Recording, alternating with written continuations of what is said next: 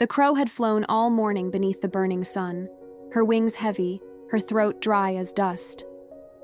The summer had been cruel, hotter than any season she remembered, and the streams that once glittered across the fields had shrunk into cracked beds of mud. Ponds lay bare, their surfaces crusted with salt, and the grass bent lifeless beneath the weight of the heat. For hours she had searched, gliding low over the earth, peering into ditches and hollows, but not a drop of water met her beak. Her tongue clung to her mouth, her head spun with dizziness, and the sky above seemed to waver as if mocking her.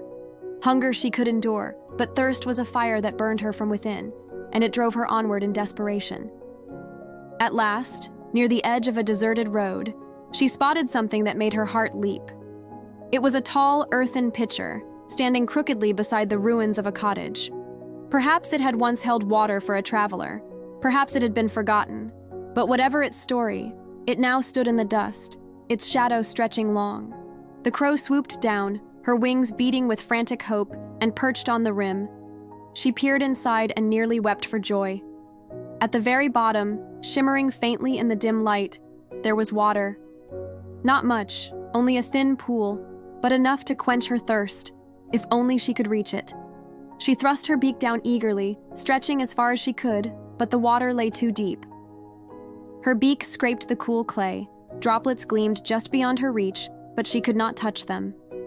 She tried again, jamming her head farther, twisting and straining until her wings trembled with the effort, but the water mocked her, close yet impossibly far. She hopped down to the ground, shoved at the pitcher with her wings, tried to topple it, but it was heavy, sunk deep into the earth, unmoving. She cawed with frustration, her voice hoarse, and flapped her wings in despair. The crow paced in circles around the pitcher, her mind racing. Her thirst clawed at her, but her cunning was sharper still. She was a bird of wit, not easily defeated, and she forced herself to pause, to think.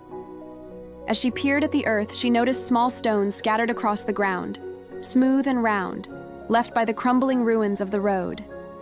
An idea flickered within her, faint but brightening like a flame. She hopped to one of the stones, seized it in her beak, and dropped it into the pitcher.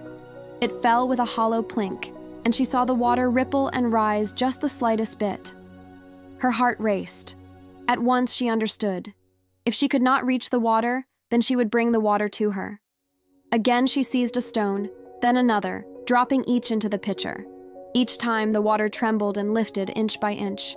The task was slow, each stone heavy for her weary body, each flight from ground to rim a strain. But her thirst gave her strength, and her cleverness gave her purpose. She worked tirelessly, stone after stone, while the sun beat down upon her back.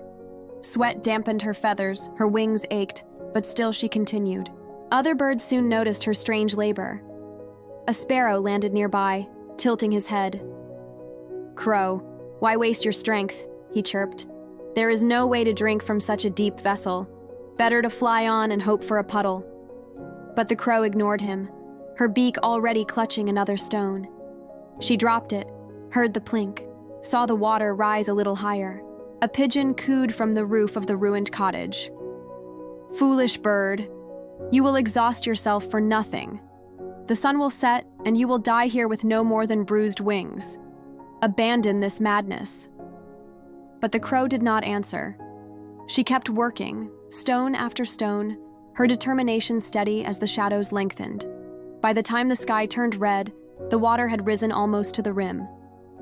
The crow's body trembled with fatigue. Her feathers hung limp, but she pressed on. She dropped one last pebble, heard the splash, and saw the water gleam within reach. With a cry of triumph, she bent her beak and drank. The coolness slid down her throat, sweet and life-giving, washing away the fire of thirst. She drank deeply, gratefully, her heart soaring with relief. The sparrow and the pigeon stared in silence, their doubt turned to awe. At last the sparrow fluttered closer. "You have done what I thought impossible," he said. "Your patience has given you what luck could not." The pigeon bowed his head. "Wisdom and persistence have saved you where wings alone would have failed." The crow lifted her head from the pitcher, droplets glistening on her beak, and looked at them with steady eyes. It is not strength that saves us, nor haste, nor complaint. It is thought. It is patience.